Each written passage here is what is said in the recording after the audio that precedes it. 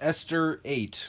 Now, I just want to point out that just because I said that I'm glad Haman is dead, I mean, I'm glad that real justice was served to someone who deserves the death penalty. I read from the Institute for Scripture Research, the ISR, because it takes a direct translation from Hebrew to English, Greek to English, and Aramaic to English. Yah is the Elohim of the heavens and the earth, the first and the last and the only, and he's an extremely jealous El. He's so jealous that he doesn't even want the names of idols or mighty ones to come to our lips. And Yah is short for YahWeh, Yahweh, Yod-He, Vav-He. There's no difference. It's like saying Dan, Daniel, Daniel with an E. What is the difference, and does matter, is when people say that Phil, Bob, Sam, and Aaron are the same name, because they're not, and no one in their right mind would believe that, and only a fool would believe that the hammer can force its creator to do something, or to believe something. We are the hammer. And there was no letter J in the Hebrew, Greek, or Aramaic texts because the letter J is about 600 years old, while the son of Elohim, Yehoshua, died on a stake for the sins of all of humanity more than 2,000 years ago. And a direct translation from Hebrew to English, Yehoshua is Joshua, and I strongly believe that the son of Elohim's name, Yehoshua, means Yahweh is salvation. Esther 8. On that day, sovereign Yahashwaraj gave to sovereigness Esther the house of Haman, the adversary of the Yehudim, and Mordecai came before the sovereign, for Esther had explained what he was to her. And Mordecai came before the sovereign, for Esther had explained what he was to her.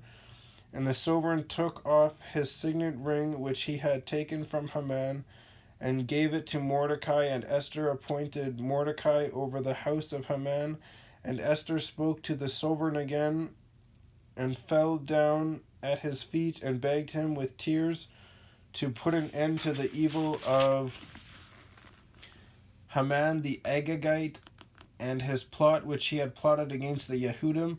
And the sovereign held out the golden scepter toward Esther, and Esther arose and stood before the sovereign, and said, If it pleases the sovereign, and if I have found favor in his sight, and the matter is right before the sovereign, and I am pleasing in his eyes, let it be written to bring back the letters and plot by Haman, son of Hammedatha, the Agagite, which he wrote to destroy the Yehudim who are in all the sovereign's provinces. For how could I bear to see the evil coming to my people, or how could I bear to see the destruction of my relatives? A sovereign Ahasuerus said to sovereigness Esther and Mordecai the Yehudi, Look, I have given Esther the house of Haman, and they have hanged him on the wooden structure because he laid his hand on the Yehudim. Now you write on behalf of the Yehudim as it pleases you in the sovereign's name, and seal it with the sovereign's signet ring. For a letter which is written in the sovereign's name and sealed with the sovereign's signet ring is, and the sovereign's with the sovereign's signet ring no one turns back. So the sovereign scribes were called at that time in the third new moon, which is the new moon of Siwan, Siwan. So the third month is named Siwan. Interesting.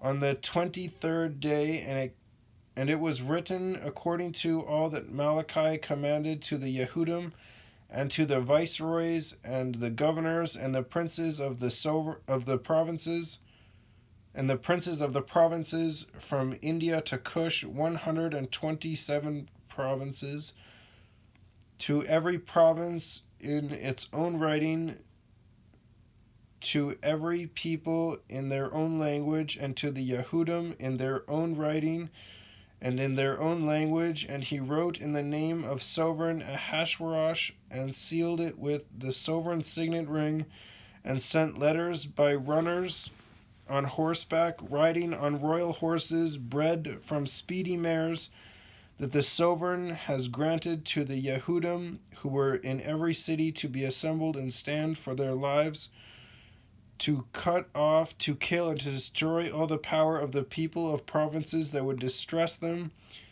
little children and women, and to plunder their possessions on one day in all the provinces of sovereign Ahasuerus on the 13th day of the 12th new moon, which is the new moon of Adar, AD with a line underneath of it, AR.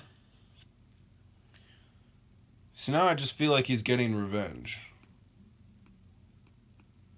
on people willing to just do what the sovereign says, no matter what. The copy of the writing to be made law in every province was announced to all the people, so that to all the peoples, so that the Yehudim would be ready on that day to be avenged of their enemies. The runners riding on royal horses went out, hastened and pressed on by the sovereign's command, and the decree was given out in the citadel of Shushan, and Mordecai went out from the presence of the sovereign, wearing royal garments of blue and white, with a great crown of gold and a garment of fine linen and purple, and the city of Shushan rejoiced and was glad. For the Yehudim there was light and gladness and joy and value, and in every province and in every city where the sovereign's command and decree came, the Yehudim had joy and gladness, a feast and a good day, and many of the people of the land were becoming Yehudim, for the fear of the Yehudim had fallen upon them. Huh. Interesting. That's I didn't know you could become Yehudim. I thought it was just something you had to be born into.